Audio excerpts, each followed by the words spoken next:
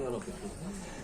بعد اذنكم بس انا بما ان الاستاذ اشرف قال اشتغلتوا في الفيلم بدون اجر، فانا حابب اقول بالفعل ده حصل، ومن ضمن الناس اللي اشتغلوا معانا من الجنود المجهولين تواجد دلوقتي في القاعه اللي عمل الترجمه للفيلم معانا ادهم خالد.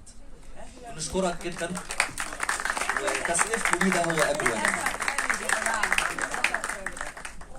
طب يا عم اقف يا عم. مزنوق في الكرسي بس.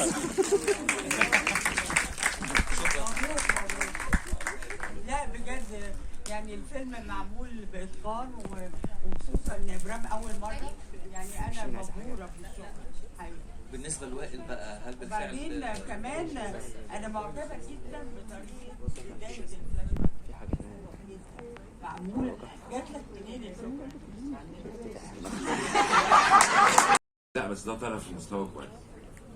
لا عندنا افلام كويسه ومحدش بيصرف عليها. ايوه مش هنتكلم في يعني طلبه بيجيبوها معرفش. لا ممكن الناس تفتكر ان في ممول ولا حاجه، فاحنا بنقول الواقع. احنا عارفين انه مستقل. فهذا الفيلم اتعمل بان كل واحد قدر يجيب ايه حصل، والمخرج هو المصور، لا مش هو المونتير، هو الكذا، خالد ما خدش اجر وهو ما خدش اجر ووائل ما خدش كذا كذا، فطلع الفيلم بالحب ده وبالروح اللي احنا شفناها. اشكركم. ولذلك يا اشرف بمناسبه السينما المستقله، انا طلبت من الدكتوره نيفين الكيلاني لما كانت الوزيره، وطلبت من الدكتور احمد هنو لما بقى الوزير، انه افلام الطلبه بتاعت مصر كلها تتعرض في سينما الشعب وفي السينمات اللي تبع وزاره الثقافه كلها.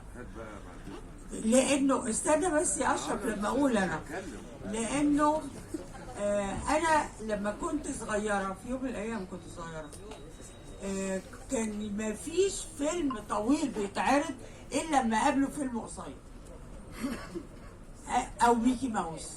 لازم الناس تعرفها. بالظبط. فعايزين نعرف بقى من ابرام ايه اللي حصل. بس انت علي يا جماعه استنى بس، هو عليه اللعنه اليوم القيامه لانه ما درسش مع مدرسه السينما، فعليك اللعنه يا ابراهيم.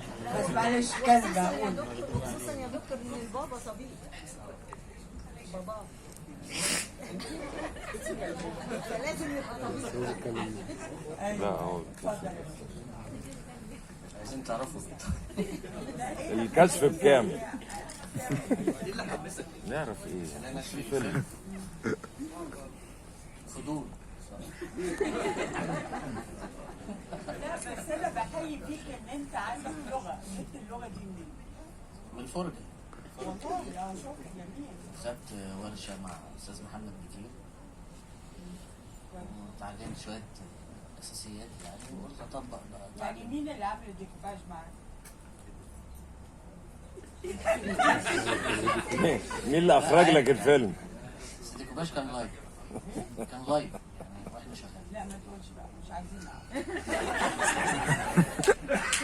لا يعني لا اوعى تعمل. بيخلص امتحانات بيبعت لي الفكره، نتفق عليها انا وهو الاول، بعدين يكتب لي السيناريو، وبعدين يكتب لي الديكوباج ونقعد نتناقش فيه، وبعدين يعمل لي جدول العمل اللي هيشتغل بيه، وبعدين نبتدي اقول له صور بعد كده. فلما يقول لي على الهوا اقوم انا اصوت والطم. هو بس في حاجه، احنا عملنا كذا بروفا على الفيلم، فكنت يعني كان الديكوباج في دماغي. لا بس خالد كان معاك. طبعا استاذ خالد كان معاك. طالما ذكر اسم خالد كان معانا. ببساطه المدرسه اللي الدكتوره منى بتتكلم عنها هي الصح. فكره ان لازم احضر ديكوباجي، قاري مشهدي، عارف مصادر اضاءتي لما عينت الديكور، لكن في الظروف اتمنى طلبه المدرسه ما يتعرضولهاش.